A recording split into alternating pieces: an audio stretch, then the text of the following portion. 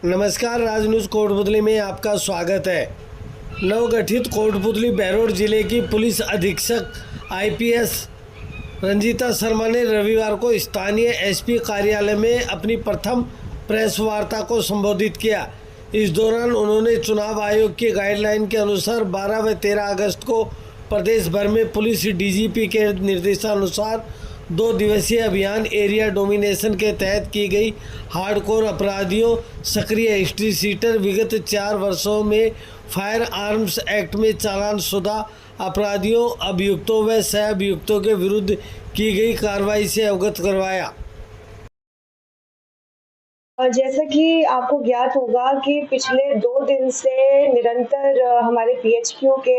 निर्देशानुसार एक area domination exercise चल रही है, जिसमें कि हमने समस्त जिले के सभी थाना क्षेत्रों में विभिन्न आपराधिक तत्वों को आइडेंटिफाई कर और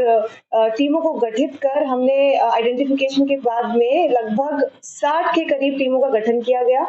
और कोशिश ये रही कि ज़्यादा से ज़्यादा ठिकानों पर दबिश दी जाए, जिसमें कि हम अपराधी तत्वों की बात करें तो इसमें पुराने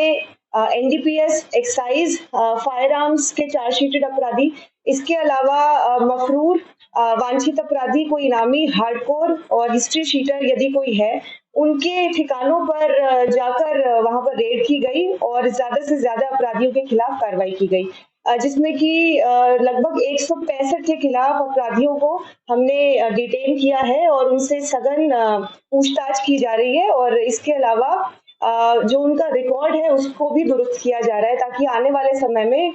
किसी भी प्रकार की कोई वारदात होती है तो उस पर काबू पाया जा सके। इसमें सबसे जो हमारे पास एक बड़ा टूल रहता है वो होता है बेल कैंसिलेशन का। यदि किसी अपराधी को न्यायालय द्वारा बेल दी गई है और वो फिर से कोई अपराध में लिप्त होता है, तो सबसे इफेक्टिव जो कार्रवाई होती है वो हम न्यायालय को अपील करते हैं कि उसकी बेल कैंसिल की जाए। उसके लिए हम जो दुरुस्त और मजबूत ग्राउंड्स ढूंढते हैं और वही आर्ग्यूमेंट्स पेश किए जाते हैं और उनके खिलाफ अगर ऐसी निरोधात्मक और निवारक कार्रवाई की जाती है, उससे भी कहीं ना कहीं ये मैसेज जाता है कि वो आगे जाकर किसी भी आपराधिक गतिविधि में शामिल ना हो। ये जो अभियान हुआ है ये अभी केवल शुरुआत है और जैसे जैसे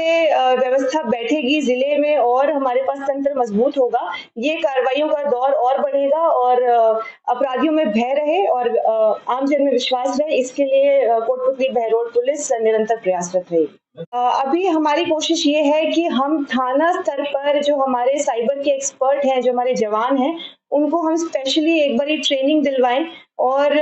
जहां तक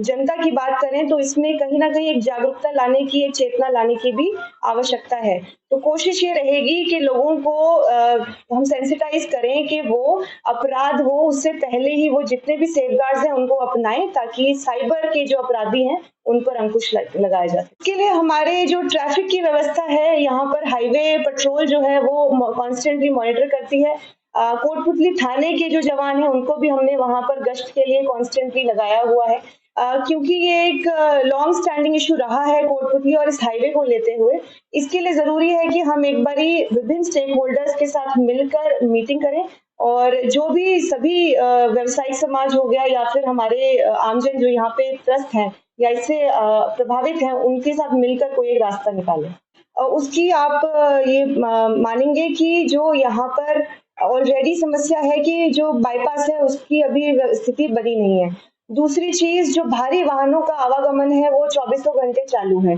जब तक कि यहाँ पर बाईपास की स्थिति एक बार ठीक ना हो जाए या हमारे पास दूसरा रास्ता नहीं निकल आएगा, तब तक अगर रोक कर कार्रवाई की जाएगी तो उससे जो ट्रैफिक की व्यवस्था है वो और ज्यादा प्रभावित हो जाएगी। ये भी एक लॉन्ग स्टैंडिंग इशू है, तो आपके मुझे मीडिया के माध्यम से ये कहना चाहिए कि इसके साथ कोशिश ये रहेगी कि खनन विभाग के साथ मिलकर जॉइंट रेड के ऑपरेशंस हम करें और जहां पर भी लॉन्ग स्टैंडिंग इशू है, जहां से भी कंप्लेंट आ रही है, वहां पर एक निरंतर प्रयास रहे और इसमें जो भी लिप्त है उनके खिलाफ कड़ी कार्रवाई की जाए। हम एक बार फीडबैक ले लेते हैं, अगर यहाँ पे इस प्रकार की कोई कंप्लेंट आ रही है फिर एक योजनाबद्ध तरीके से प्लानिंग करके ही कार्रवाई। इस मामले में ये कोशिश करनी चाहिए कि एक बारी जो भी यहाँ पर निवासरत है, अगर कोई टेनेंट है तो जो मालिक है वो हमें हमारे द्वारा चाहे तो पुलिस एक बार वेरिफिकेशन करवा ले इसके लिए एक बार ही समाज में बैठकर बीच में उनको प्रेरित किया जाएगा। अपराध अगर हो रहा है तो पुलिस की भूमिका ये रहेगी कि निरंतर कार्रवाई करती रहे, बेरोकथाम कार्रवाई करती रहे, ताकि अगर ऐसी कोई चीज पनप रही है तो उसकी